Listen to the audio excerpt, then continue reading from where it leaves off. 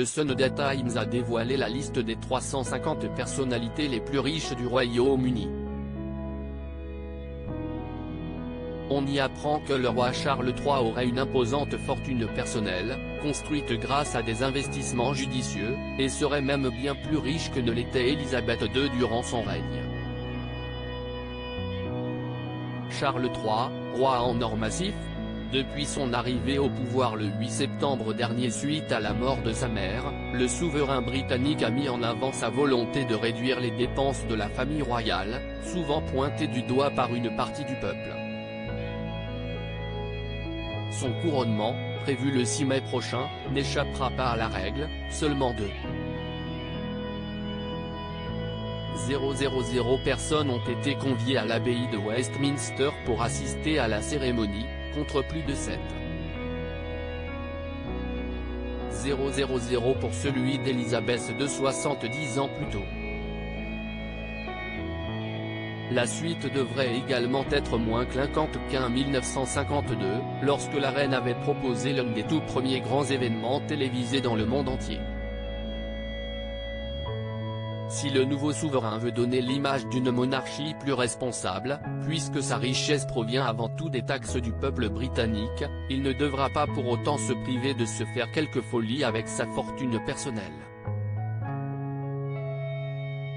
L'empire d'un roi impliqué dans la monarchie depuis une cinquantaine d'années, Charles III aurait en effet amassé une fortune conséquente. Selon le classement des 350 personnalités les plus riches du Royaume-Uni, publié dans les prochains jours par le Sunday Times, la fortune personnelle du roi d'Angleterre serait en effet estimée à plus de 670 millions d'euros, le plaçant devant David et Victoria Beckham ou encore Elton John. Mais Charles III serait surtout largement plus riche que sa mère Élisabeth II, dont la fortune personnelle était estimée l'année dernière à environ 414 millions d'euros par le même magazine. Un beau patrimoine qui exclut complètement les possessions de la couronne, estimé à plus de 16 milliards d'euros et géré par un organisme indépendant.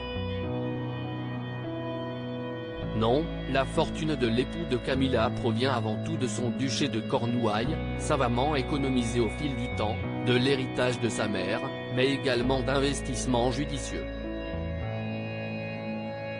Le roi vend en effet depuis plusieurs décennies les productions de sa propriété d'Argrove, notamment des biscuits, de la bière, des herbes médicinales ou encore des outils de jardinage.